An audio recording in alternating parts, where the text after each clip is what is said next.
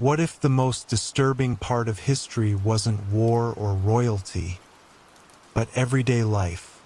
In Victorian times, horrors lurked not just in dark alleys, but inside people's homes, hospitals, and even fashion. These were not just the poor's problems, they affected everyone.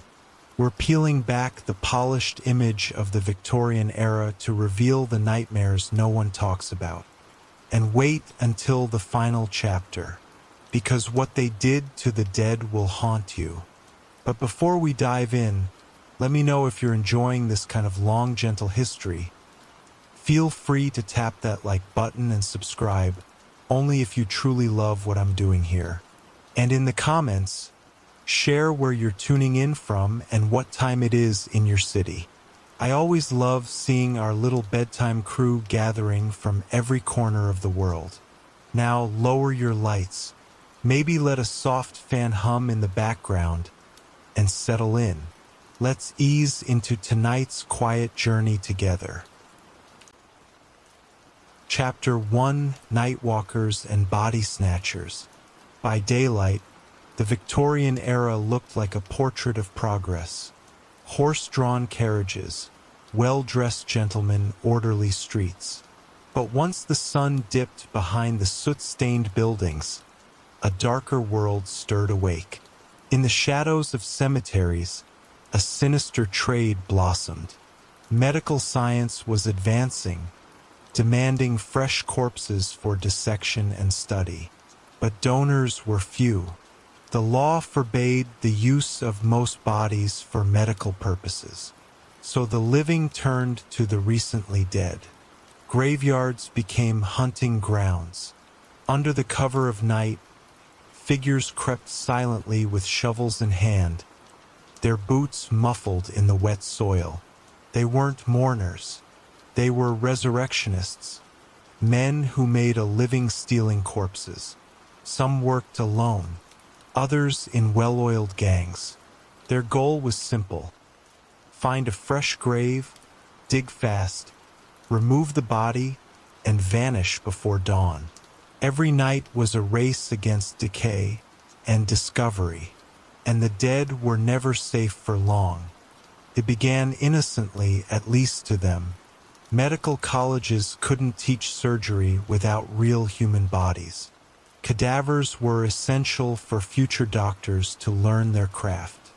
But the law was strict.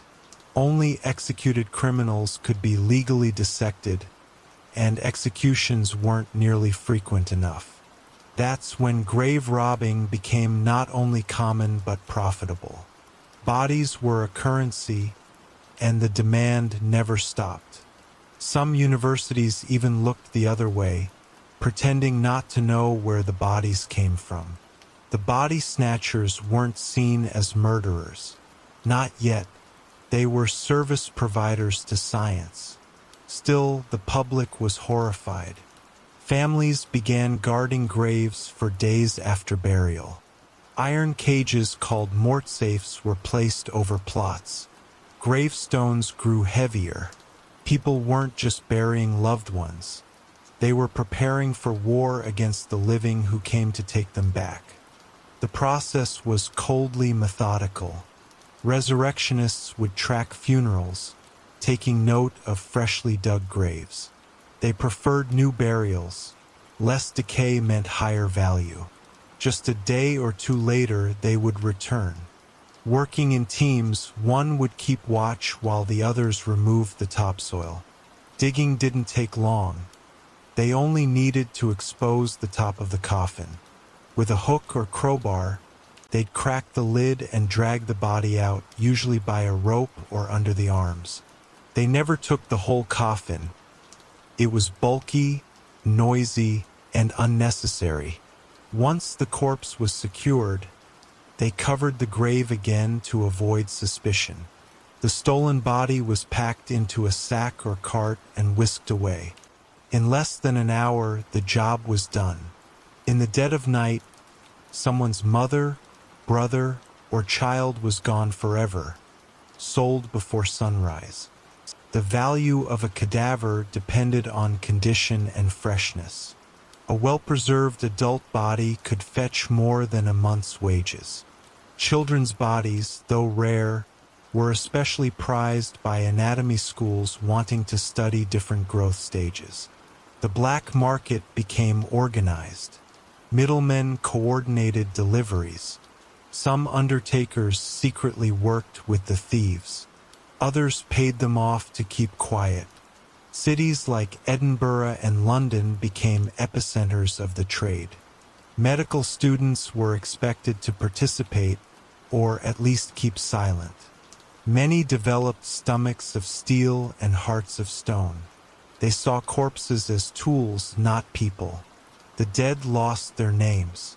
They became anonymous vessels to be poked, sliced, and discarded.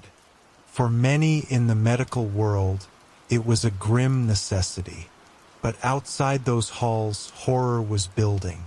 Families dug up graves to check if their dead were still there. Often they weren't. It didn't take long before things escalated. Grave robbing, as terrible as it was, still relied on waiting for people to die naturally. But greed has no patience. Some resurrectionists decided to take matters into their own hands. Instead of digging up bodies, they created them. The line between theft and murder was crossed. People on society's margins, the poor, the elderly, the sick, began to disappear. In the slums, no one noticed when a beggar vanished. A woman without family could be lured in, smothered, and sold before the day was over.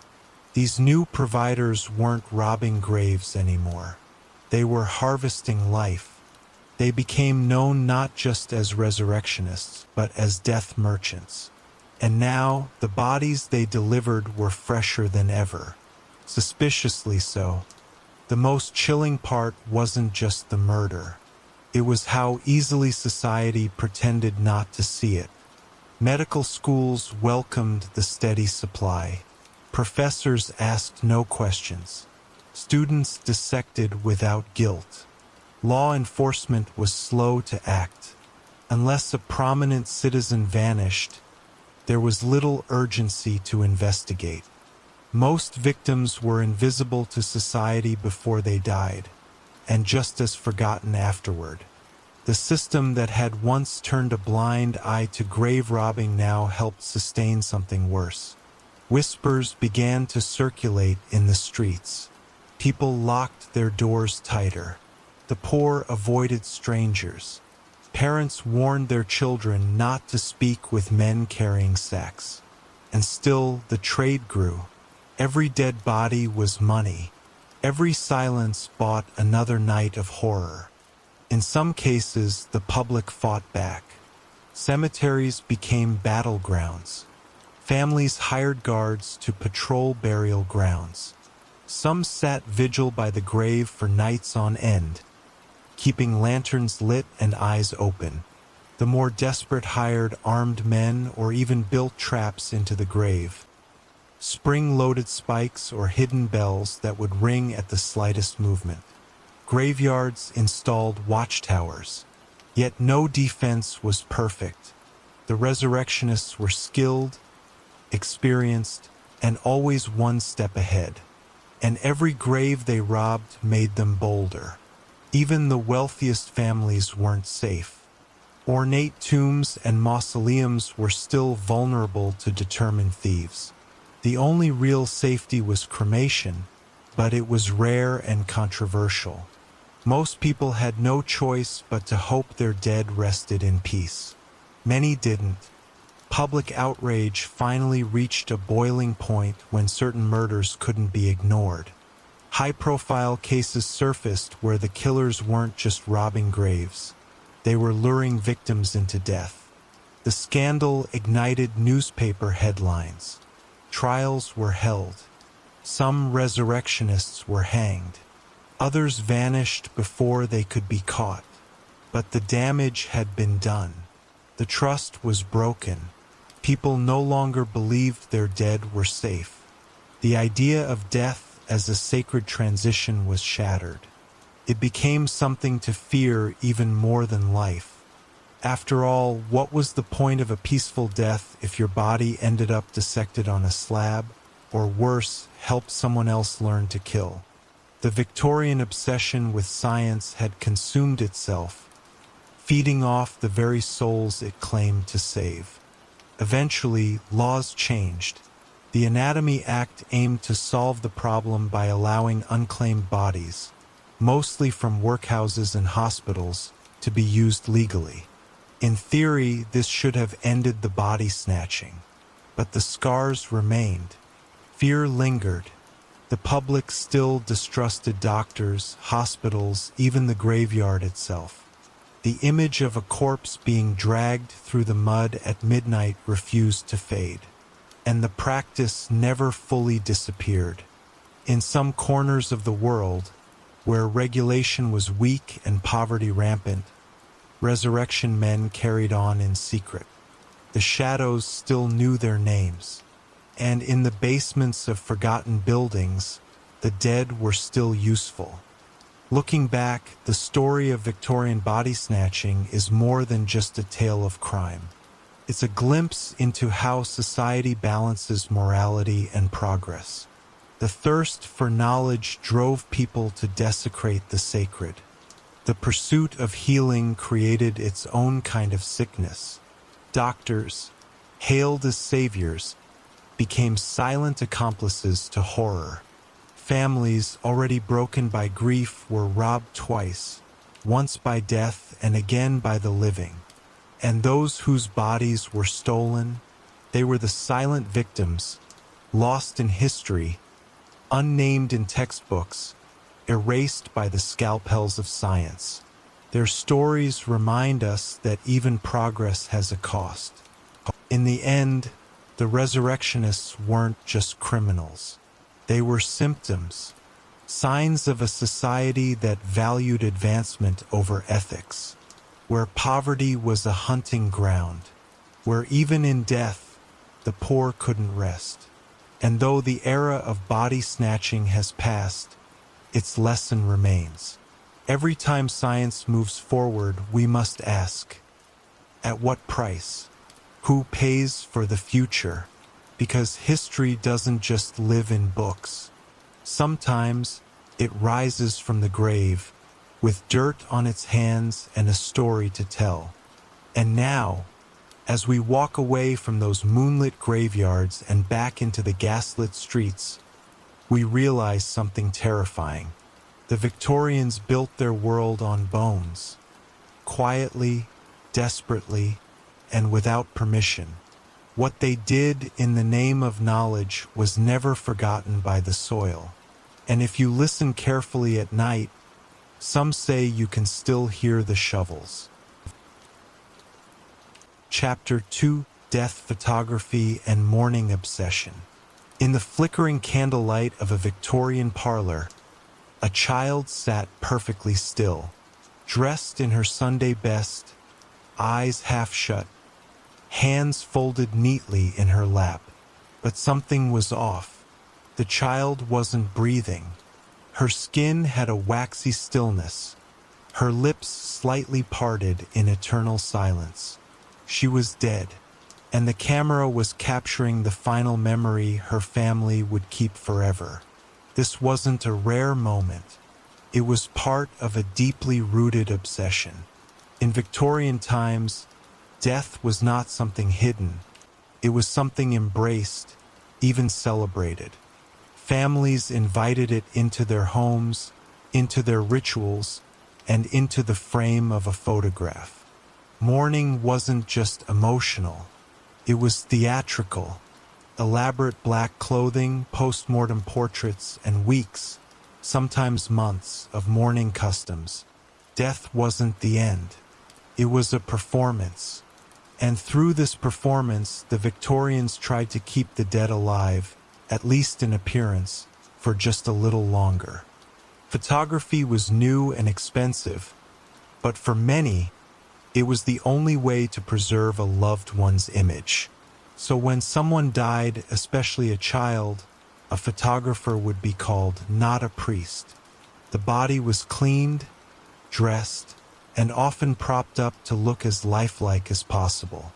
Special frames, wires, or hidden supports were used to pose the corpse upright.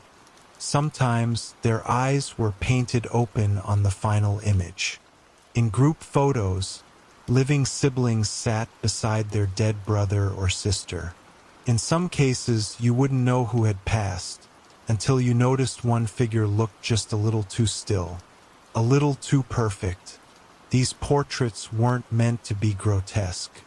They were cherished keepsakes, but viewed through modern eyes, they haunt the soul.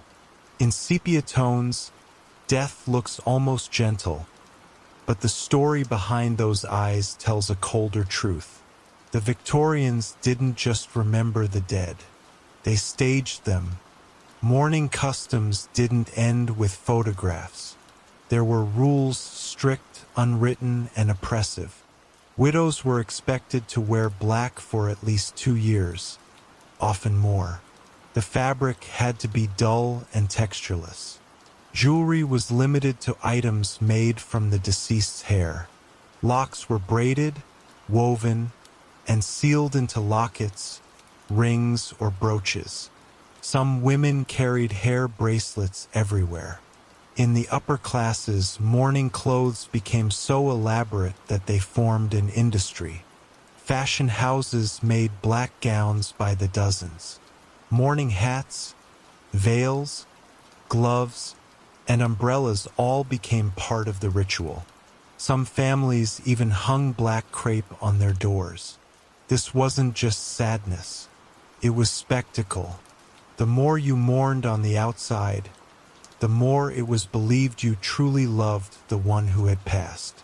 Grief became a performance with costumes and props. To resist, it was scandalous. To overdo, it was grotesque. But everyone played the part. Homes became mourning chambers. Curtains were drawn, mirrors were covered. Clocks were stopped at the moment of death, freezing time itself. In many households, the body of the deceased stayed in the home for days. Not in a coffin, but laid out in the parlor or bedroom, sometimes decorated with flowers or draped in lace. Families would sit with the corpse, sometimes talking to it, sometimes praying, sometimes just sitting in silence. Food would be brought in. Neighbors would visit. Children would play quietly nearby. This was the normal farewell. It gave people time to accept the death. But for some, it became more than mourning, it became obsession. Some people refused to bury their loved ones, keeping the body until it decayed beyond recognition. Grief, when left unchecked, twisted into something unrecognizable. The desire to hold on overwhelmed the need to let go. The dead lingered, not by choice, but by love turned desperate. The Victorians had an unusual relationship with death because death was everywhere. Cholera, tuberculosis, and typhoid took lives swiftly. Infant mortality was high. A mother could give birth to 6 children and bury 3 before reaching middle age. Death wasn't a rare event, it was an expected guest. This constant presence shaped how society processed grief. Religion promised reunion in the afterlife, but many couldn't wait. They sought comfort in tangible ways. They wanted to see, touch, and hold the dead, even after the breath was gone. Mourning became a ritual of control in a world where life was uncertain. Every rule, every symbol gave people structure. It helped them manage the chaos of loss. But in giving death a place at the table, they gave it power. It crept into every aspect of their lives, social, emotional, and even economic. The dead never truly left. They just became part of the household. Mourning wasn't equal across class lines. The rich had the means to stage elaborate funerals and commission detailed memorials. They could afford photographers, fashion, and space for rituals.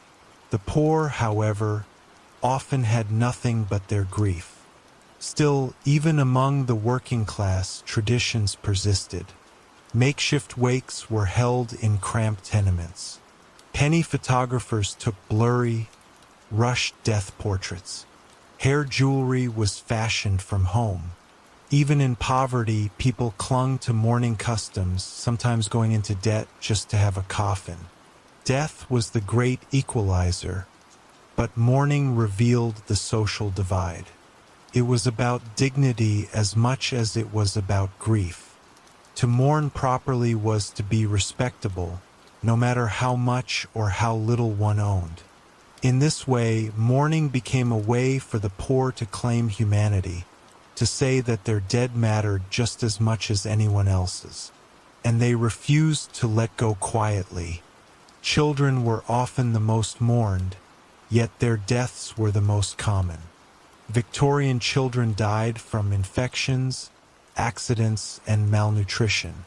In some cities, half of all children didn't live past the age of 5. When a child died, the family didn't just grieve, they commemorated. Tiny coffins were carried through the streets in solemn processions. Doll-like clothing was sewn for burial. Post-mortem photos of children became sacred objects, sometimes framed and hung in the parlor. Parents kept locks of hair in books or pressed into mourning rings. And when a family lost multiple children, each loss was marked, carefully, painfully, visibly. A child's death was not hidden from the other siblings.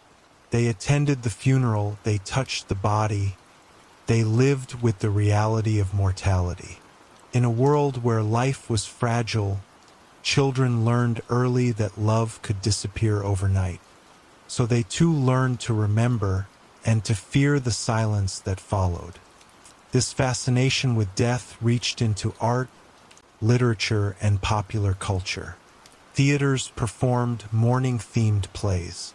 Poets wrote verses for funeral cards. Newspapers printed obituaries in elegant fonts with decorative borders. Mourning became an aesthetic. Even dolls were made to resemble sleeping corpses, with porcelain skin and glassy eyes. Girls played with tiny coffins. Boys reenacted funerals with their toys. The line between play and ritual blurred.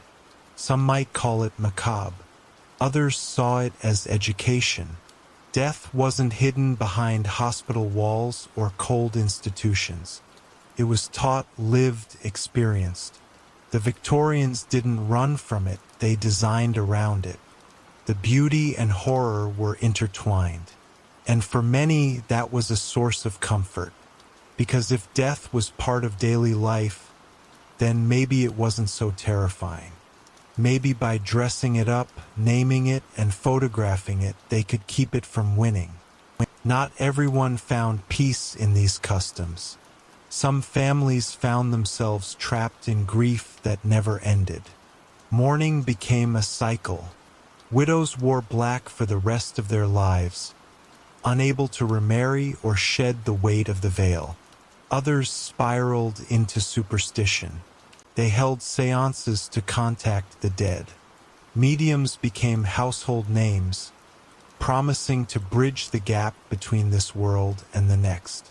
Rooms were dimmed, tables knocked. Ghosts were invited to speak. And even when nothing happened, the illusion offered comfort. In mourning, the Victorians didn't just look back. They reached forward, trying to drag the dead into the present. And sometimes the illusion worked too well. Fraudsters exploited the grief-stricken. Fake mediums preyed on the vulnerable. But people paid, hoped, believed, because the pain of losing someone was greater than the fear of being fooled. Mourning changed society. It shaped architecture, inspired business, and dictated behavior. Some towns had entire industries built around death. from coffin makers to photographers to dressmakers who specialized in mourning gowns. Death created jobs. Cemeteries grew into garden parks. Mourning jewelry became collector's items. Whole catalogs offered mourning goods for every budget. But behind the commerce was real pain. Every veil sold represented a broken heart. Every locket of hair came from a head that would never move again. Victorians carried their grief not just in memory, but on their bodies, in their homes, on their walls. Mourning was more than a moment. It was a lifestyle, a state of being. And even when the outward symbols faded, the emotional toll lingered. Some never moved on. They became ghosts themselves, trapped in routines meant to honor the dead, forgetting how to live for the living. As the Victorian era ended, so did many of its customs. Photography advanced, medicine improved. Death, once public and personal, became institutional. Mourning grew more private, but the echoes remained. Modern funeral rituals still carry traces of Victorian influence. Black clothing, flowers, keepsakes.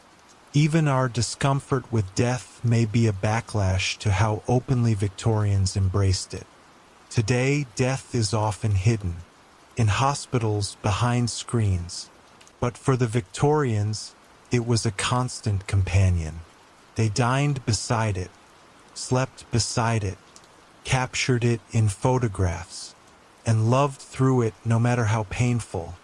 Their obsession may seem grotesque now, but perhaps it was born from something deeply human.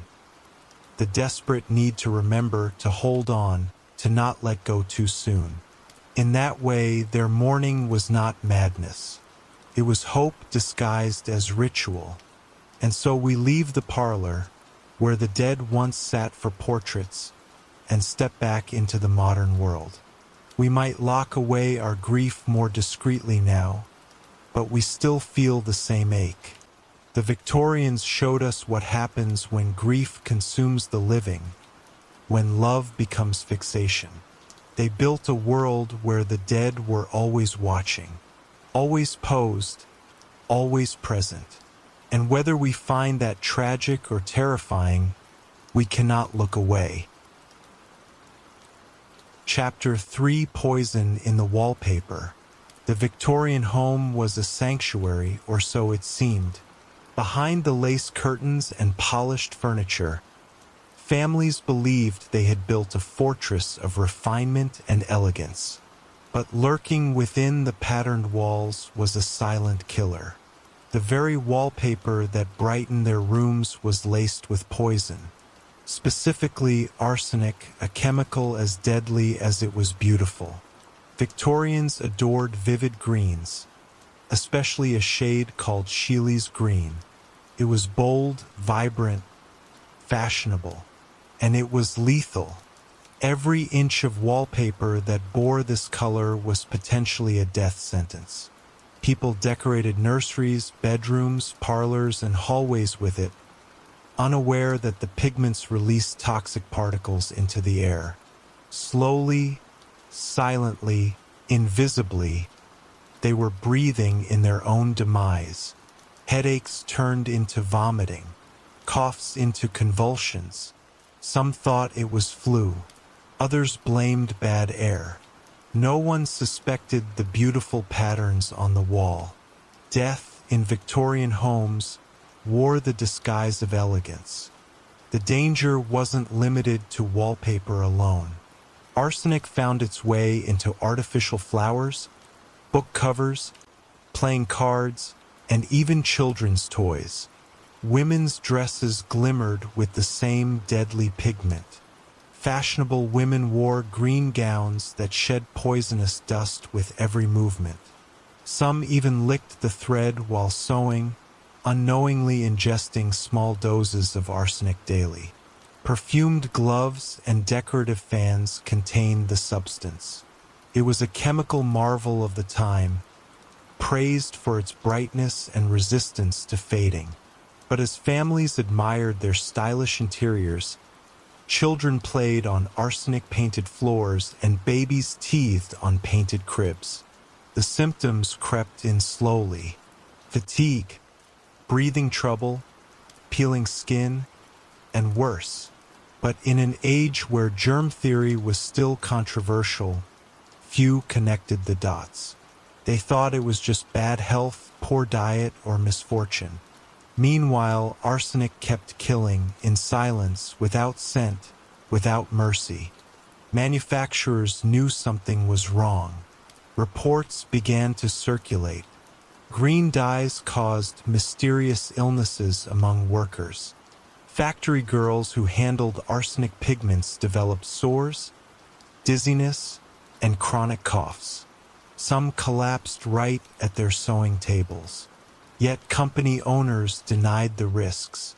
They claimed arsenic was harmless in small quantities.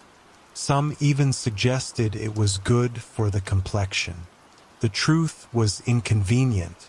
Admitting it meant scrapping entire product lines and losing profits.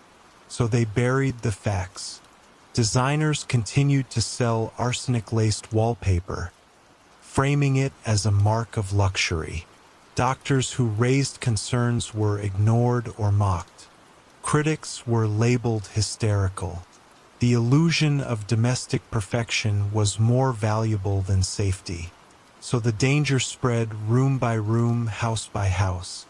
Even hospitals used arsenic paper. The poison became part of Victorian life not through accident, but through stubborn denial. And no one could escape its touch. As awareness grew, the battle lines were drawn. A few determined scientists and physicians began to test wallpaper samples. They discovered high arsenic content, especially in rooms with poor ventilation. Dampness made it worse. Moisture encouraged the growth of a mold that fed on the arsenic, releasing a gas more toxic than the pigment itself. People were essentially living in chemical chambers, breathing arsenical vapors with every breath. Still, public opinion was slow to change. How could something so beautiful be so deadly? For some, beauty was worth the risk. For others, they never lived long enough to decide. Parents watched children wither in green-painted nurseries. Servants fell ill in lush sitting rooms. And always, the walls smiled back, hiding their secrets in floral swirls and geometric patterns. The very paint that brightened the gloom of England's grey skies was killing the ones it promised to comfort. The deaths were subtle. Arsenic didn't always kill outright. It tormented. Chronic exposure led to symptoms that could mimic dozens of other ailments. Skin conditions, respiratory distress, neurological issues, and digestive failure. Entire families fell sick, one after another. Doctors prescribed tonics, changes in diet, rest. Few suspected the walls. When someone died, the cause was rarely listed as arsenic poisoning. It was fever or wasting illness or consumption. The true culprit went unpunished, buried under layers of floral design. Those who suspected the wallpaper often lacked the resources to replace it. For the poor, even poisonous wallpaper was a luxury they couldn't afford to lose. Renters had no choice. Homeowners clung to status symbols. And so the deaths continued, quietly, elegantly, politely.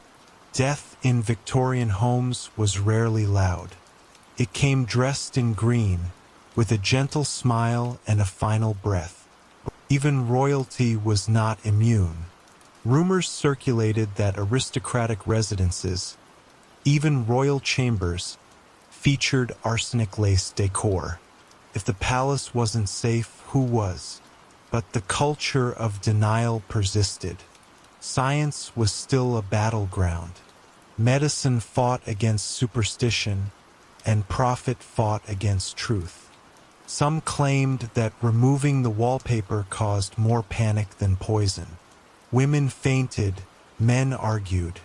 Debates raged in the press. But behind closed doors, more people got sick. Green became the color of death, but no one dared say it aloud. Shops continued to sell it. Customers continued to buy it. And the poison continued to drift from the walls, sinking into lungs and skin like invisible fog. In this war, the battlefield was domestic. The enemy was decoration, and the casualties were hidden behind manners, teacups, and good taste. It wasn't until decades later that arsenic was finally pushed out of household goods. By then, countless lives had already been claimed. But even when legislation caught up, it didn't erase the trauma. Entire generations had grown up in poisoned homes, their bodies damaged by years of low-level exposure. The legacy of arsenic lingered. Some survivors carried health problems for life. Others were never identified as victims. The danger had been so widespread that most people didn't even realize they had been touched by it. They just knew that some rooms made them feel ill. Some dresses made them dizzy. Some toys gave their children rashes that never healed. And when they moved or redecorated, the symptoms faded, too late to save what was already lost. The green patterns faded, but their cost remained etched into the bones of Victorian families. What made it worse was that arsenic wasn't just accepted, it was admired. It represented sophistication, progress, wealth. Green was seen as fresh and elegant, far removed from the brown and gray grime of factory life. To have green wallpaper was to say, this home is cared for. This family is cultured. So people clung to it even as their health declined. The contrast was cruel. The same industrial age that promised advancement had hidden death inside its designs. Arsenic was never a symbol of evil. It was a fashion trend, a marketing triumph. And that made it all the more terrifying, because evil that wears a disguise is harder to detect. Arsenic didn't come with a warning. It came with ribbons and lace, promises and perfume. It was the death you invited in, willingly, excitedly, proudly. Some tried to escape the danger by switching to alternative colors, but manufacturers still used arsenic in reds, blues, and yellows. There was no safe shade, no trusted source. Even the air could betray you. Burning wallpaper in stoves released deadly fumes. Wet weather made the gas more active. Cleaning the walls released particles into the air. Children who scribbled on the walls unknowingly rubbed toxins into their skin. Housewives who dusted the parlor stirred poison into every breath. The home, which should have been a refuge, became a trap. Arsenic crept into every corner, every comfort, every joy, and no one could fight what they could not see. The walls that held families together were also what tore them apart. And the most dangerous thing about it all was how long it took anyone to believe it. In time, arsenic became a metaphor for hidden danger. Something could look lovely and still kill you. The Victorian era left behind a legacy of beauty wrapped in horror. Green wallpaper, once a symbol of taste, is now remembered as a cautionary tale. Science eventually won, but only after years of suffering. Today, the idea of poison walls seems absurd, but the lesson remains chillingly relevant. Just because something is common doesn't mean it's safe. Just because it's beautiful doesn't mean it won't hurt you. And just because everyone else is doing it doesn't mean you should. The Victorians learned that lesson too late. Their trust in industry, in appearance, in progress nearly cost them everything. Their homes looked like sanctuaries, but behind the wallpaper, death was always waiting. So next time you see a beautiful green room from the past, remember the silence, the coughs behind closed doors, the children who never woke up, the women who faded in their chairs, all because a color became a killer, all because no one wanted to believe that something so fashionable could be fatal. The poison didn't come with a warning label, came with compliments, came with pride, but it never left without taking something first. Chapter 4: Child Labor and Factory Hellscapes. Beneath the clatter of Victorian progress was the sound of tiny footsteps running late to work. Children, some no older than 5, were already part of the workforce. They rose before sunrise and entered factories before they could read or write. In the darkness of early morning, their faces were tired, their hands calloused. Childhood didn't exist for the poor. It was replaced with labor. These weren't simple chores or lessons in responsibility. These were 16-hour shifts in coal mines, cotton mills, matchstick factories, and glassworks. These were days filled with smoke, heat, danger, and silence. No laughing, no play, just work. The rich spoke proudly of their nation's industrial might, but the gears were greased with children's sweat. What looked like innovation from the outside was, on the inside, a grinding machine that ate childhood whole. There were no second chances in these factories, only the endless hum of machines and the looming threat of injury or worse. Inside the textile mills, noise was a constant scream. Machines roared louder than thought. Children ran between them, ducking under whirring belts and spinning gears. They were called scavengers, tasked with crawling under running looms to retrieve fallen bits of cotton. One wrong move, one stumble, and a small hand could vanish into the machine forever. Some lost fingers, others lost arms. A few never came back out. Supervisors watched with cold detachment. If one child fell, another waited outside the gate. Replacements were easy, labor was cheap. The smallest bodies were often preferred. They could fit in the tight spaces adults could not. And their wages, if given at all, were a fraction of a man's. The work was exhausting, the air thick with lint. Breathing became a struggle, and lungs blackened over time. But no one stopped. No one dared. There was always more cloth to make, more orders to fill, more childhoods to break. Down in the mines, darkness swallowed everything. Boys known as trappers sat alone in pitch-black tunnels, opening and closing heavy wooden doors to control airflow. They did this for hours, in silence, surrounded by damp earth and echoing drips. Some were 6 years old. Their only light came from a candle, if they were lucky. Others worked as hurriers, dragging carts of coal through narrow passageways. They tied ropes to their chests and hauled like animals. The air was choked with coal dust, and explosions were always a threat.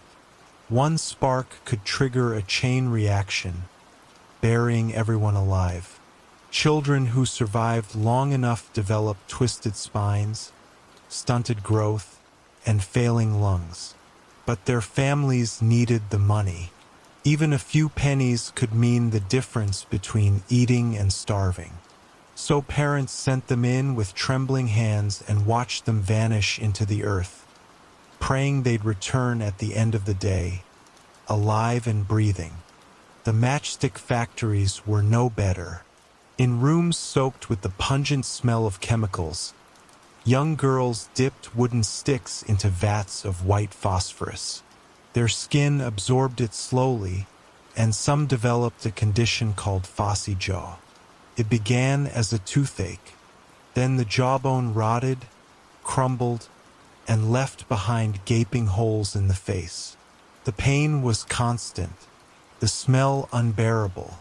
Victims were often hidden away, left to suffer in silence.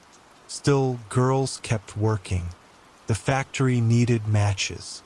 Homes needed light, and the industry needed silence. No safety equipment, no warnings. Just endless repetition and invisible suffering. Factory owners claimed the girls were lucky to have jobs. They said nothing of the funerals, nothing of the slow, disfiguring deaths. The matchstick girls were young, pretty, and doomed. They smiled for their bosses while their faces decayed from within. The factories paid in coins and took their futures in return. Factories didn't just damage bodies, they damaged minds.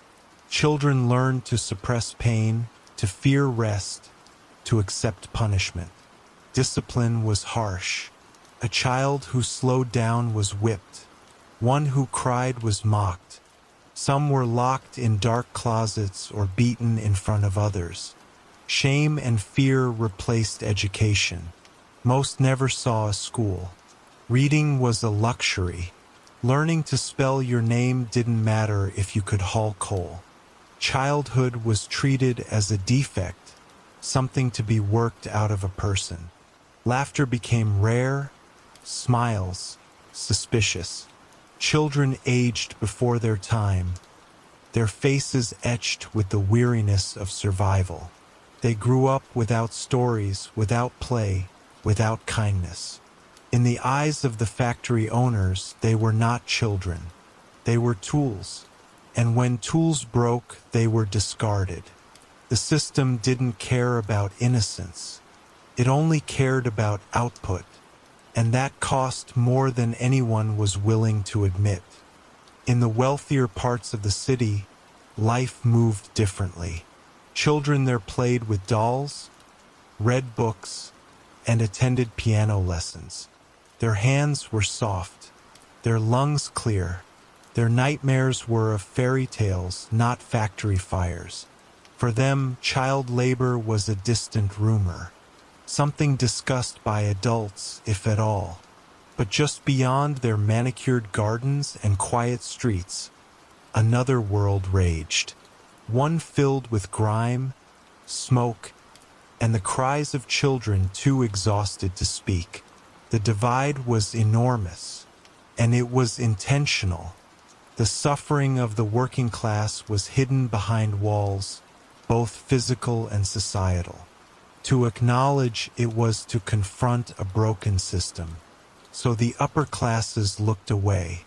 They wrote poetry about the beauty of labor while sipping tea brought by servants. Their comfort was paid for by the pain of invisible children, and their silence made the machines turn even faster. Sometimes accidents forced the truth into the open. A child crushed by gears. A girl burned alive in a match factory explosion. A collapse in the mines that buried dozens of boys. These moments were impossible to ignore. Newspaper headlines briefly flared, promising reform. Politicians made speeches, investigations were launched. But the wheels kept turning. Change came slowly, if at all. Factory owners resisted every regulation. They claimed poverty would worsen without child labor. They said families needed the income. They warned of economic collapse. And in many cases, they won. The laws that did pass were poorly enforced. Inspectors were few, penalties were weak. And behind closed doors, the same old horrors continued. One dead child could be replaced by another. Progress marched on, fueled by suffering. And the factories never stopped humming. The work itself wasn't the only danger. The factories were toxic inside and out. In textile mills, dye chemicals poisoned the air. In printing houses, lead ink crept into skin and blood. In glassworks, molten material splashed and seared unprotected limbs. Every room had its threat, every shift its sacrifice. Children were taught to accept burns, coughs, and bruises as part of life. They didn't dream of escape. They couldn't. Hope was something beaten out of them early. Some lost their ability to stand upright from years of bending. Others went blind from gas or smoke. And when they died quietly. Few funerals, fewer names remembered. No plaques, no poems. Just another small body buried in a crowded graveyard, forgotten by the world that had used it up. The factories took everything, and they gave nothing in return except silence. Those who survived into adulthood carried the marks. Twisted bones, ruined lungs, faded eyes. Minds scarred by trauma. Some turned bitter, others numb. They became the next generation of workers, often too broken to fight back. They lived in tenements that crumbled, drank water that poisoned, raised children they couldn't protect. And so the cycle continued. Poverty fed labor, labor fed industry, industry fed pride. But the cost was hidden in the shadows. History often paints the Victorian era as an age of refinement and invention. But beneath the lace curtains and brass fittings was a world built on the backs of the broken. A civilization that mistook suffering for virtue and discipline for cruelty. These were not isolated tragedies. They were a system, a machine, and children were its gears. Eventually, voices rose. Reformers, journalists, and activists demanded change. They exposed the horrors, published books, gave speeches, showed the public what the factories had hidden. Over time, laws began to change. Age limits were raised, hours reduced, schools made compulsory. Slowly, the gears slowed, but the scars remained. Generations had already been sacrificed, their stories almost lost. And even in victory, the reforms were never complete. In some corners of the empire, child labor persisted for decades. In others, it simply changed form. But the memory of those factories, the ghost of those little hands and hunched backs, still lingers. Every polished artifact from the Victorian age carries a shadow, a reminder of what it took to build that elegance, and a warning about what happens when the powerful see children not as lives, but as labor. So the next time you hear of Victorian progress, remember the other story, the one told in ash and blood, the one that echoes from darkened mills and buried mines. Remember the small boots lined up outside factory gates, the soot-stained faces too young to speak, the silent cries behind brick walls. They built the empire not with ambition but with their pain. Their suffering made comfort possible for others, and their childhoods were the price. Not every invention is a triumph. Some are monuments to cruelty disguised as progress.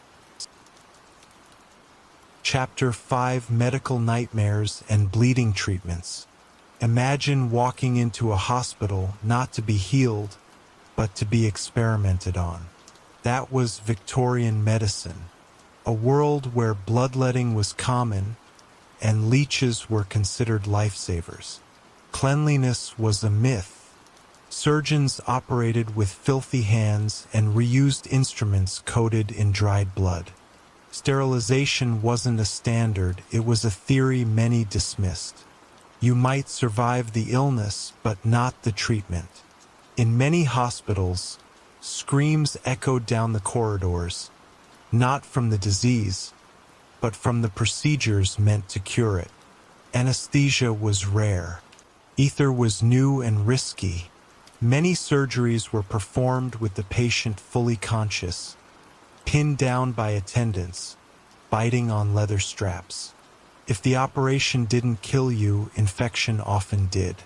The air reeked of blood and rot. Wounds festered. Amputations were done quickly, not carefully. And when doctors were praised, it was for how fast they could saw through a leg, not for saving it. Healing meant surviving the cure. The tools of a Victorian doctor looked more like those of a butcher. Bone saws, scalpels, retractors, and forceps were laid out on wooden tables with no regard for hygiene. Instruments were wiped with dirty cloths and immediately reused. A doctor moving from one patient to another never washed his hands. Germs were invisible, so many refused to believe they mattered. Blood from one surgery might still drip from a blade used in the next. Infections spread like wildfire.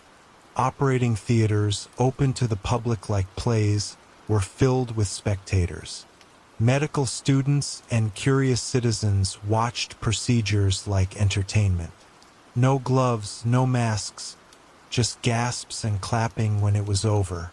Patients left with stitches sewn by candlelight and wounds wrapped in rags. If fever struck after the operation, the doctor would blame the patient. Pain was considered part of the process. The worse it hurt, the more heroic the cure seemed. Bloodletting remained one of the most popular treatments. If you were ill, it meant your blood was unbalanced. So the solution was to drain it. Doctors opened veins with lancets or attached leeches to suck the sickness out. Pale faces were good. A strong pulse, dangerous. Some patients were bled until they fainted. Others never woke up again. Leeches were kept in jars, carefully chosen for their hunger. Women, children, even the elderly were subjected to the practice. For fever, nosebleeds. For headaches, leeches behind the ears. For anything unexplained, more blood. There was no diagnosis, only assumptions. If one bleeding didn't help, another was ordered. Doctors watched the color of the blood as if it held secrets. And when death came, it was blamed on the disease, not the gallons of blood lost. It was a ritual drenched in delusion, and it turned many hospital visits into final ones. Medicine bled people more than it ever healed them. For women, the danger of Victorian medicine took on another form. Any sign of emotional distress, sadness, or resistance could earn a diagnosis of hysteria. The term covered everything from anxiety to anger to grief. Women were told their wombs wandered, that their nerves were too delicate. Treatments varied from enforced bed rest to isolation, electric shock therapy, and pelvic massages. The male doctors saw themselves as saviors, curing women of their own nature. But in truth, they silenced them. Voices were stifled, tears were pathologized. Those who didn't conform were locked away in asylums. Once admitted, few came out, and the longer they stayed, the easier it was to justify further treatments. Hysteria became a catch-all excuse for cruelty. Some women begged for their release. Others faded quietly into madness. It was not care, it was control. The medical system treated the female body not as a person to heal, but a problem to manage. Asylums were the hidden hells of Victorian medicine.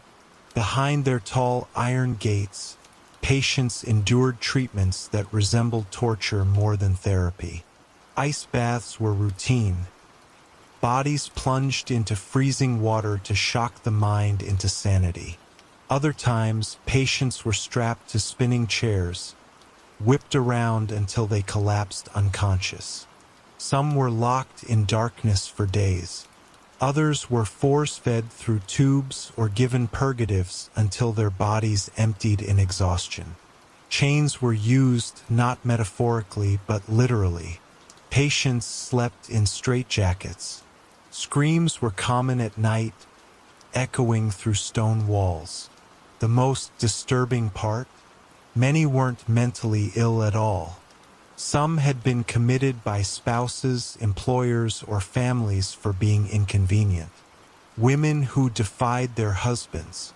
Men who drank too much. Children who didn't behave. Once inside, a patient's voice no longer mattered. Doctors held the keys, and sanity was defined by silence. The asylum system didn't just fail people, it destroyed them. Even childbirth, a natural process, was haunted by Victorian medical horror. Laboring women were often left alone or treated as hysterical nuisances. Pain relief was rarely offered. Doctors believed suffering was necessary, almost spiritual. Midwives, who had centuries of experience, were pushed aside by male physicians with less practical knowledge. Interventions were crude. Forceps were used carelessly, fracturing skulls and injuring mothers. Hygiene was ignored. Doctors would go from autopsies straight to delivery rooms, never washing their hands. Infection rates were devastating. Puerperal fever swept through maternity wards like fire. Mothers died in agony, feverish and delirious, clutching their newborns with trembling hands. The lucky ones lived, but often at the cost of future fertility or health. And yet, this was called progress. Hospitals replaced home births, but safety didn't follow. Victorian childbirth was not a celebration. It was a gamble with death at the table. Quackery thrived alongside official medicine. With doctors often out of reach or too expensive, many turned to traveling snake oil salesmen and miracle tonics. Bottles promised cures for everything: cancer, melancholy, indigestion, infertility.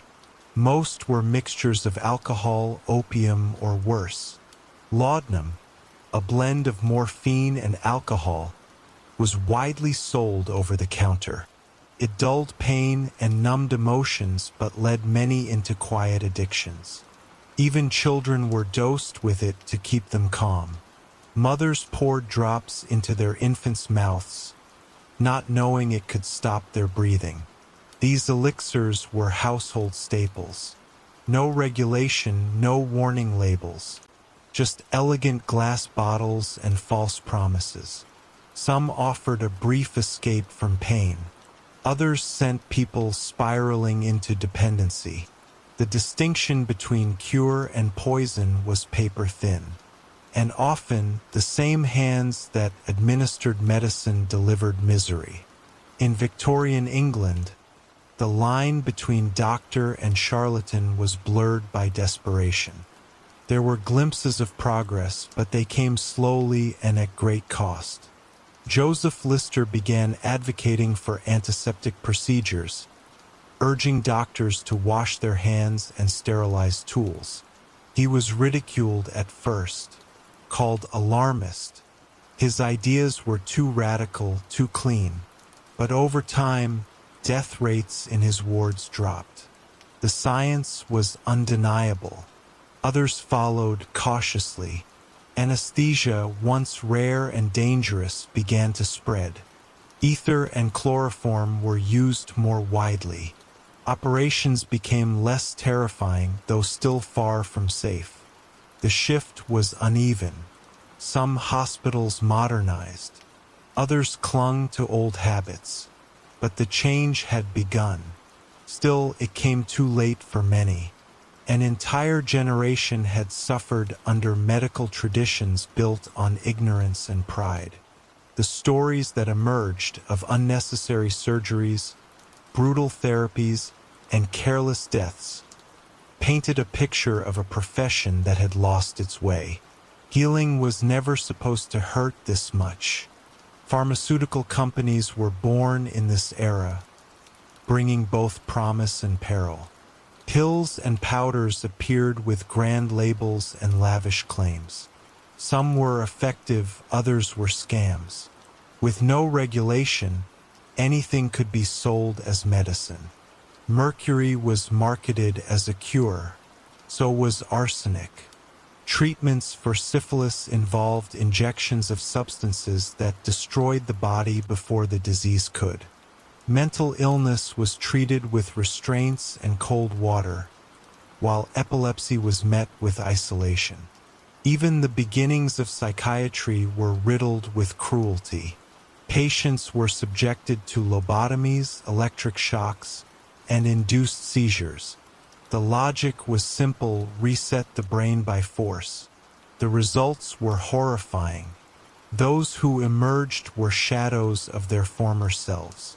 And yet, the medical world continued, confident in its methods. It took decades of pain and countless victims before real standards of ethics and care were established. By then, the damage was done and deeply buried. Medical journals of the time were filled with case studies that read like horror stories. Treatments based on superstition. Theories rooted in classism, racism, and sexism. The rich received gentler care. The poor, especially women and children, were often used as subjects. Bodies from workhouses and prisons were dissected without consent. The dead were not respected. They were opportunities. Scientific curiosity masked cruelty. And behind every celebrated breakthrough was a trail of suffering. Experimentation was uncontrolled. Blood transfusions with mismatched types. Surgical innovations performed without anesthesia. People died for knowledge, often without knowing they had been chosen. Victorian medicine had ambition but little mercy, and those caught in its path paid dearly for every inch of progress. The operating table became both a place of learning and a stage of loss. So when we speak of the marvels of Victorian science, we must also speak of its horrors. The period gave rise to medical institutions, yes, but it also gave birth to trauma buried under years of advancement. It taught generations to fear doctors, to associate hospitals with death rather than recovery. Pain was normalized, fear institutionalized. Many never spoke of what they endured, too ashamed, too broken, or too forgotten. Their suffering became silent footnotes in history, but their stories matter, because they remind us that medicine, like all power, must be wielded with caution, and that healing, real healing, only begins when dignity is returned to the patient. The Victorians had science, but not always humanity, and without that, even the brightest minds could cast the darkest shadows. Chapter 6: Parasites, Smog, and the Smell of Death. Step into a grand Victorian street. Cobblestones, gas lamps, ornate architecture. Now take a deeper breath. The beauty fades quickly when you realize what's in the air. The smoke isn't romantic. It's choking. Every home burns coal. Factories bellow soot by the second. Chimneys puff black into the sky until it blots out the sun. The smell is thick, oily, and ever-present. Clings to your clothes, your hair, your skin. Inside homes, it settles on walls and into lungs. This wasn't weather, it was poison. Smog blurred the horizon and soaked into everything. Children coughed in their sleep. Windows stayed shut, not to keep out the cold, but the foul air. And the city kept growing, pressing more bodies into tighter spaces. Tenements rose in filthy rows, each one a box filled with more smoke, more disease, more rot. This wasn't a rare condition. It was daily life. It was the air of progress, dark, thick, and quietly lethal. Inside those cramped homes lived people who rarely saw soap. Bathing was infrequent, and running water was a luxury only the wealthy enjoyed. The poor made do with dirty basins or shared public washhouses, often too expensive or too far away. The result was predictable. Skin crusted, hair matted. Clothing was worn until it dissolved into threads. But the worst part wasn't what you could see. It was what crawled beneath it. Lice-infested scalps. Fleas lived in bedding. Bedbugs spread from home to home like wildfire. Rats ran freely, nesting in walls and scuttling over sleeping bodies. Parasites were a constant companion. Children scratched until they bled. Adults lived with itches that never stopped. Boils, sores, and rashes were part of the routine. Insect bites became infected. Scratches turned septic. And there was no escape. Even clean people were one crowded streetcar away from infestation. Filth wasn't a condition, it was a contagion. The sewage system, or lack of it, was a monster all its own. In the poorest neighborhoods, waste ran in open channels down the streets. Human excrement mixed with animal dung and factory runoff to create a stench that made breathing painful. Rain only spread it further. Gutters overflowed. Streets became rivers of filth. Children played in alleys where dead animals rotted in the sun. Even inside homes, the smell was impossible to ignore. Chamber pots were emptied into cesspools or dumped directly into the Thames. And yet, the same river was used for drinking water. Diseases thrived: cholera, dysentery, typhoid. The body count rose silently. People called it fate, not realizing they were sipping death from every cup. The city of London reeked of decay, and it wasn't just metaphor. This was the true aroma of empire: waste without warning and sickness without mercy. Every breath carried a risk. Every glass of water could be your last. Then came the great stink of 1858, a summer so hot, so still, that the Thames itself turned into a death trap. Decades of untreated waste had fermented beneath the surface, and the sun brought it to life. The smell was unbearable. It seeped through windows and clung to curtains. Lawmakers fled Parliament as the stench crept into the halls of power. Lime was dumped into the river in desperation.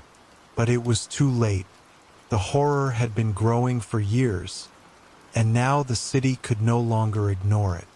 Newspapers dubbed it a crisis. Doctors called it a warning. The public called it proof that London itself was rotting from the inside. And still, people lived there, thousands of them, trapped in a miasma of heat and sewage.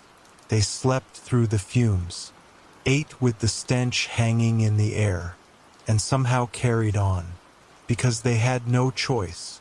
The smell of death had become the scent of survival.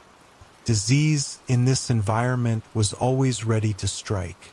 The most feared was cholera, a ghostly killer that moved silently, spreading through water and claiming lives overnight. One moment a family was laughing. The next, someone was writhing in pain, vomiting, collapsing, dying. Doctors had little to offer. Clean water was a myth, and sanitation laws were mostly ignored. Even hospitals became death zones. No one truly understood how the disease spread. Some blamed bad air. Others cursed the poor themselves. But none of it helped. By the time proper sewage systems were proposed, thousands were already in their graves. Graves filled quickly. Entire families vanished within days. And yet, the disease kept returning. Each outbreak was more terrifying than the last. It wasn't just illness, it was chaos. Every cough, every sip, every smell could be the beginning of the end. In Victorian cities, death didn't knock. It seeped in through the pipes. Public health measures were slow to arrive and often too weak to matter. Inspectors were bribed or blind. Tenement owners crammed families into spaces barely large enough for one person. Some buildings lacked toilets entirely. Others had shared privies that overflowed. And yet the authorities turned a blind eye. Disease spread like fire, but action was delayed by bureaucracy and class prejudice. The poor were blamed for being dirty, as if they chose the conditions they lived in. Soap was taxed. Clean water was rationed. And the wealthy lived just a few blocks away in mansions with indoor plumbing and private baths. The contrast was obscene, but no one apologized. Victorian society had built its cities on a foundation of inequality and filth, and it would take decades, plus revolutions in science and engineering, before the urban nightmare began to lift. Until then, illness was just a part of city life, as common as fog and just as inescapable. But there was another plague, one you couldn't see: the coal smoke. It settled on lungs like a slow poison. Children who grew up in the cities wheezed before they could walk. Soot blackened window panes and lungs alike. It wasn't just air pollution, it was internal damage. Victorian cities were experiments in slow suffocation. Respiratory diseases flourished. Tuberculosis was everywhere. Its victims were pale, coughing blood, fading slowly, and coal smoke was the silent accomplice. Factories needed fuel, homes needed warmth. The cost was invisible yet devastating. There were no masks, no warnings, no clean air days. Just the steady buildup of soot and silence. Even indoors, families couldn't escape it. Fires burned in every room. Curtains yellowed. Furniture grew gritty. Coal dust coated baby cribs. Breathing was dangerous, and no one realized how much until it was far too late. The filth wasn't confined to the streets. It entered the food. Milk was often diluted with water, sometimes river water. Bread was whitened with chalk. Meat sat unrefrigerated, swarming with flies. Rotten produce was sprayed to look fresh. Sellers added whatever they could to stretch products. Borax, alum, even plaster. Eggs were repainted. Tea leaves were reused. The working class, desperate for nutrition, had no choice but to buy whatever was available. And it slowly poisoned them. Cases of foodborne illness were common, but rarely tracked. People blamed bad luck. Meanwhile, their bodies suffered silently from malnutrition, tainted goods, and invisible toxins. It was an era where survival meant gambling every meal. One bad loaf, one spoiled bottle, and you might not wake up the next morning. Victorian hunger was more than empty stomachs. It was a war with contaminated nourishment. Insects were part of the household scenery. Mosquitoes bred in stagnant puddles. Flies blanketed the walls of slaughterhouses and kitchens. Cockroaches hid in cracks and crevices, scattering only when a lamp was lit. These weren't occasional visitors, they were residents. Bugs bit, bugs burrowed, and bugs spread disease. Typhus, carried by lice, was a regular killer. Fleas passed on plague in slums, but extermination was barely possible. No sprays, no fumigators. Just boiling clothes or praying for winter. Bedrooms were often shared by 10 or more people, and every one of them likely hosted some form of parasite. Mothers picked lice from children's hair as part of their morning routine. It was accepted. It had to be, because there was no alternative. To live in a Victorian city was to share your body with creatures that fed on your blood. Every itch, every sore, was a reminder of what crawled just beneath the seams. The mental toll of such filth and illness cannot be overstated. Constant exposure to disease, death, and degradation wore people down.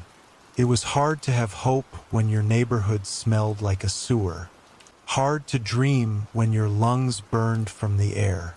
Children learned early not to complain. Adults grew numb. Illness became ordinary. Funeral processions were daily sights. Grief was constant, and still life continued. Markets stayed open. Workers marched to factories. Families ate dinner with the stench of rot outside their windows. It was a strange kind of endurance, a quiet defiance against a world that never seemed clean. Those who lived through it didn't call it resilience. They called it living. But under the surface, the trauma lingered. It shaped a generation into one that accepted suffering as a given, because no one had ever shown them anything different. Pain was the background noise of life.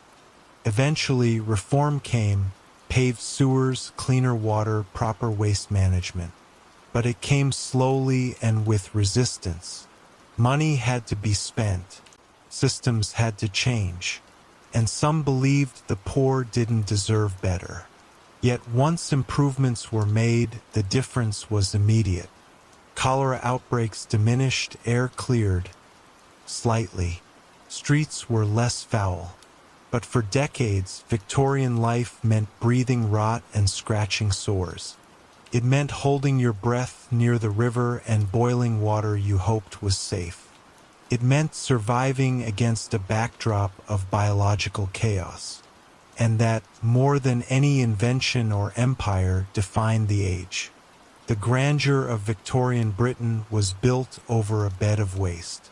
Its greatness stained by the smell of its cities and the sickness of its people. So when you see paintings of elegant ladies in bonnets or men with canes strolling through cobbled streets, remember what the images don't show. They don't show the stench, the parasites, the coughing fits, or the filth beneath those shoes. Victorian cities were beautiful in structure, but diseased in soul.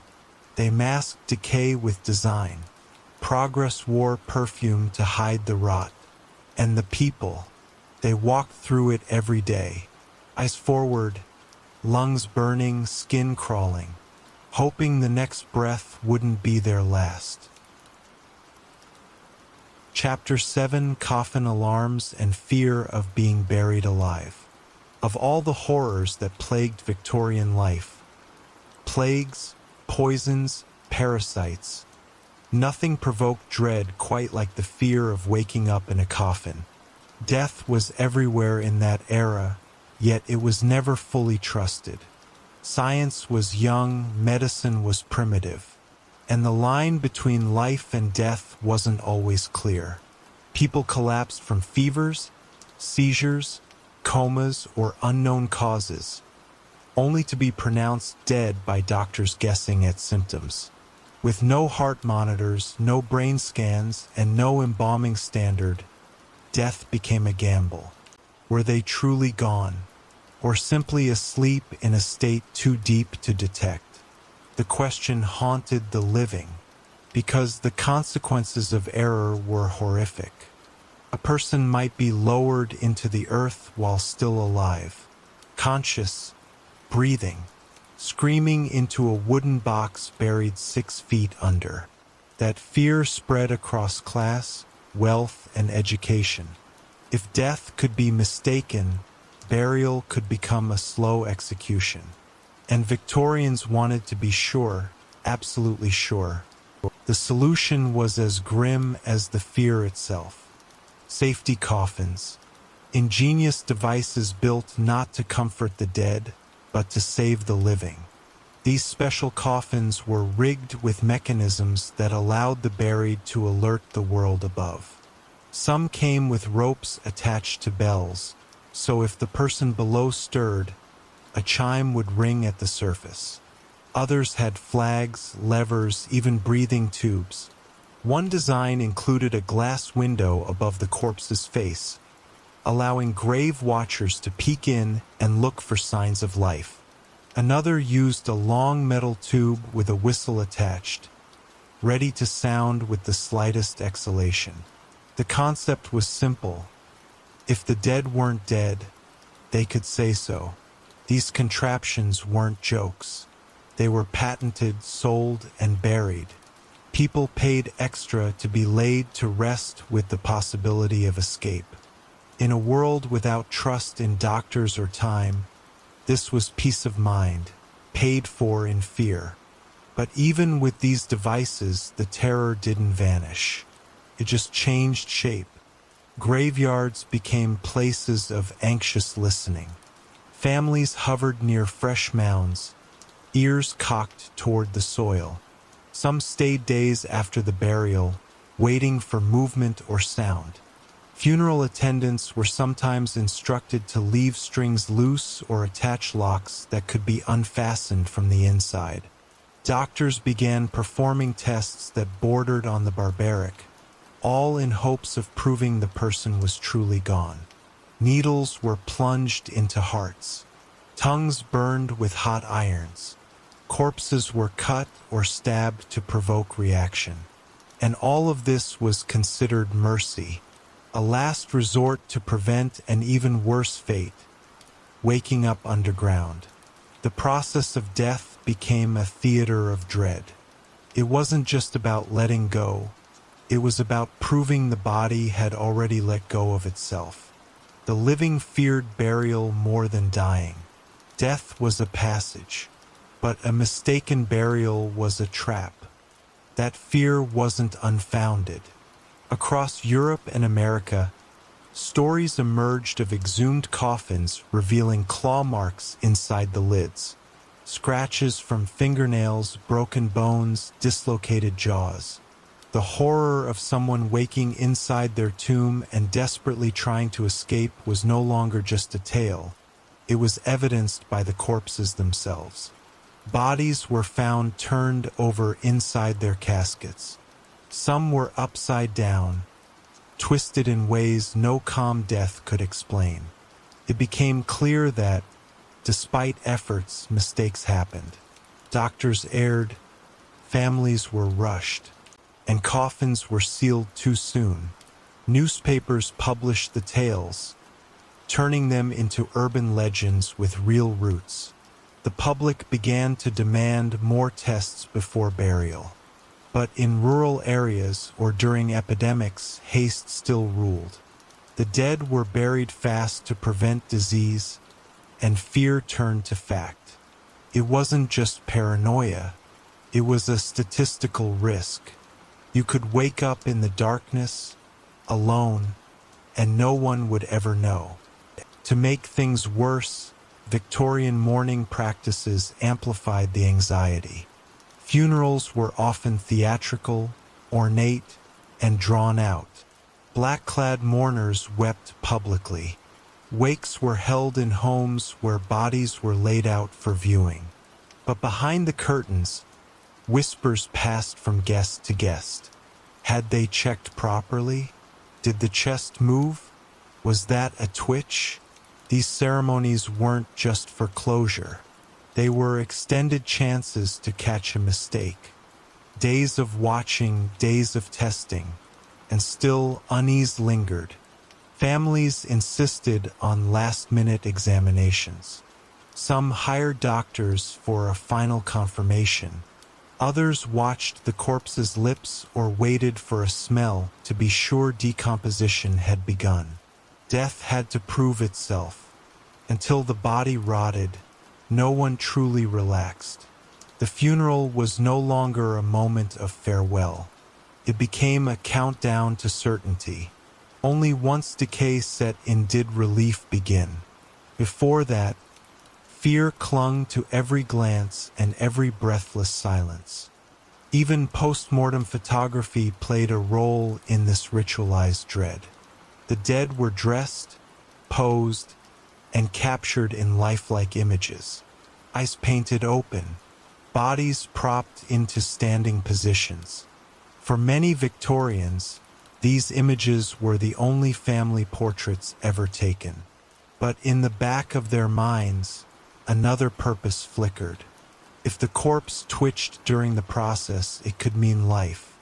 Photographers sometimes noticed small movements, stiffness that softened, hands that drooped. These were taken as signs. Whether imagined or real, they reinforced the terror that death wasn't a clean cut. It was a foggy place where mistakes could bloom. The camera became a quiet observer in that liminal space. The living captured the dead, but feared the dead might still be alive. It was a grotesque limbo between finality and uncertainty, between image and truth. And those photos, so often hung in homes, were both memorial and quiet proof that the grave had, hopefully, claimed its due. Physicians tried to settle the issue with more concrete declarations. Autopsy cuts, limb severing, embalming chemicals. Each step was a violent reassurance that the person could not return. But those measures were costly. Most families couldn't afford them, so they resorted to makeshift tests. Pins under fingernails, mirrors near nostrils, watching for fog, waiting for rot. Some clergymen recommended 3-day delays before burial. Others said it wasn't enough. A few cultures adopted the practice of tying a bell to a toe or finger connected to the surface. One tug and salvation could arrive, but only if someone was listening, if the wind didn't drown it out, if the watchers didn't sleep, if the grave wasn't too deep. The system was fragile. It relied on luck and constant vigilance. And even then, the thought of lying awake in darkness, screaming into soil, chilled everyone who dared imagine it. Safety was never guaranteed, only hoped for. As urbanization increased, mass graves and quick burials became more common. The demand for space was overwhelming. Bodies were stacked, names forgotten, and time between death and burial shrank further. Medical boards created new guidelines, but they were rarely enforced. In cholera outbreaks or flu waves, thousands were buried within hours of death. No time for tests, no room for rituals. Coffins lined the streets, waiting for carts. Priests read prayers over heaps of bodies. The system collapsed under its own weight. In that chaos, errors multiplied. Records vanished, and the fear returned with force. Entire communities began to install warning systems in cemeteries. Gravekeepers were paid extra to patrol newly covered plots. Families brought chairs, lanterns, and waited days outside their loved ones' resting place. Mourning became surveillance, not out of denial but dread. They weren't saying goodbye. They were watching for movement. One shift, one sound. That's all it took to unleash the nightmare. Superstition blended with science in strange ways. Some people left food near graves, convinced the soul might return hungry. Others placed bells not just for safety, but as symbolic offerings, gifts of sound in case the soul wandered. The line between spirit and sleeper blurred. Some whispered that the dead could choose to return. Others feared that burying someone alive could trap a soul forever in agony. Coffin alarms were both tool and talisman.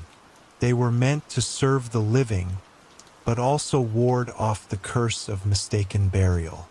Families clutched at ritual, habit, and invention, desperate to ease their fears. They lit candles. They prayed for stillness. They pleaded for silence, not for peace but for proof that the one inside was truly beyond return. In an age obsessed with control, the unpredictability of death made people mad with caution. And in that madness, strange machines became symbols of both comfort and despair. Eventually, medical science advanced. Stethoscopes grew more reliable. Heartbeats were easier to detect. Brain activity became measurable. And embalming, once rare, became a standard procedure. These improvements quieted the fear, but never fully erased it. Even today, buried alive remains one of the most primal phobias. Its roots trace back through centuries, but few cultures embraced that fear as openly as the Victorians.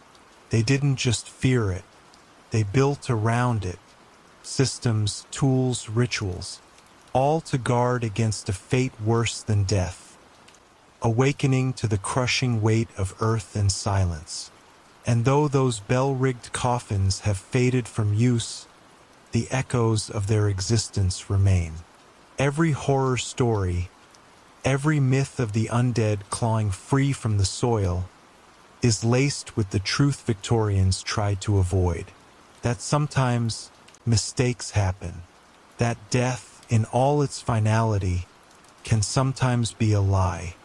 So the next time you see an ornate Victorian cemetery, with its ivy-covered stones and angelic statues, look a little closer. Behind the beauty were terrified people, terrified of being wrong, terrified of being buried too soon. Some of those graves might have once held ropes, bells, flags. Some families might have sat vigil long into the night, waiting for movement that never came, or worse, movement that did. The final horror of Victorian life wasn't disease, nor filth, nor even death itself. It was the fear that death might fool them, that it might only be sleeping, and if they were wrong, utterly wrong, it would be the person they loved most scratching in the dark as the world above listened to nothing at all.